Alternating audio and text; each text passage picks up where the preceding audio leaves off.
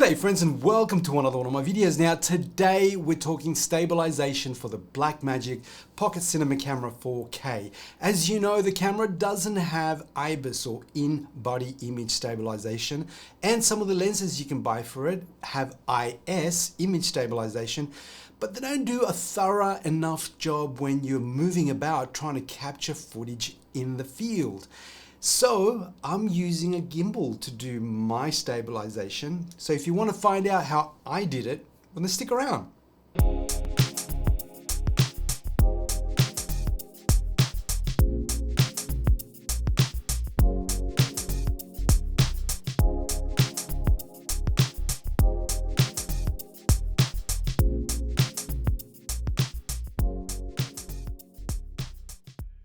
And welcome back. Now for today's exercise, you're gonna need some equipment, but a lot of patience, especially if you've never balanced a camera on a gimbal before. It is quite an exercise, and I'm not gonna take you through that. It is a pain, and there's a lot of other videos out there that explain how to do it. So, but if you have any questions, obviously write them down below.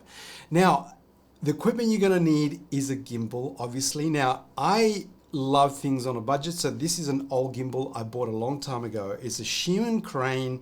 I hope I pronounced that right. It's like the version 1.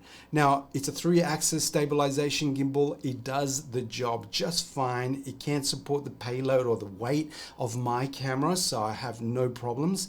I used to use it with my M50, but I rarely use it nowadays, so it's just sitting around doing nothing. So I'm using this particular gimbal.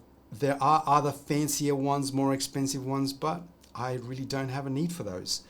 The other piece of equipment you're going to need is from a company called Small Rig, and I got this online, and it's this little Arca Swiss plate that sits on the base of the gimbal. Now, normally this is where your camera would be screwed into, but what I've done is I've purchased this little Arca Swiss sliding plate and positioned it there, and what that allows me to do is to fit the very robust Blackmagic design, which is a very wide camera, onto this plate. Now, if I didn't have this particular plate, the camera is too wide to fit in the space of the gimbal, and although you can modify, you can stretch it.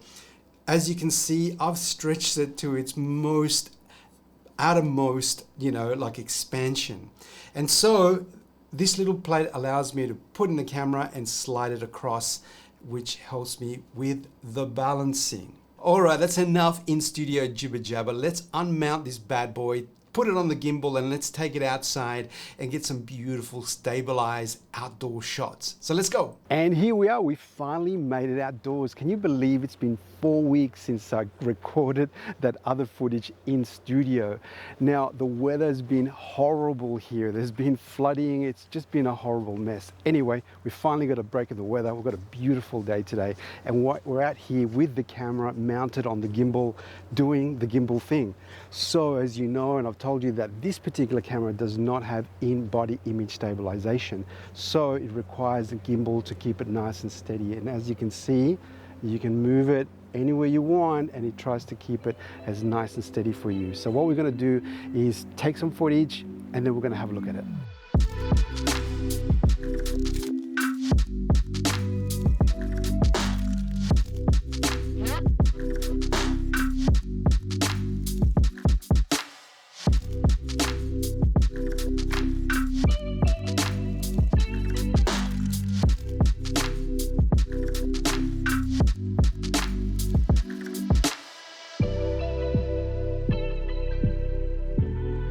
So that was a great little experience. So as I've realized, it's still a 3-axis gimbal. So that means that you have to do that cool ninja walk when you do the recording to make sure that you don't get that bumpy walking.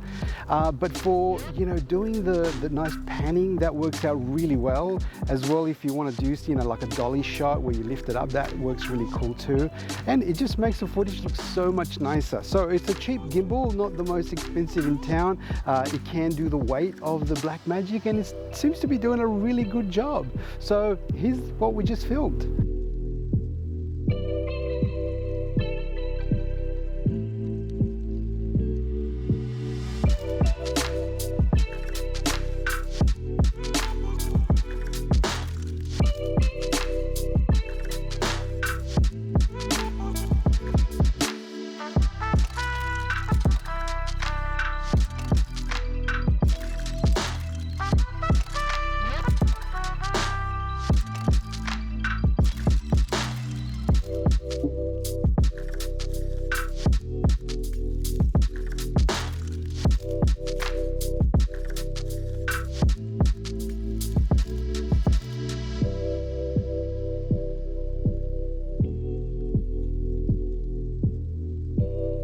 And there you have it, friends, just a simple modification to help you mount your camera onto the gimbal to get those beautiful stable shots while you're outside. You can do so much magic with this camera, and just a little aid from a gimbal, you can get even better shots. So anyway, if you have any questions, please don't forget to put them down in the comment section below. I try to get to as many, if not all, the questions I get. So yeah, just ask away. If you haven't subscribed, you know what to do. And if you want to make a request about future videos, I'm open for that as well. So until the next time, ciao for now.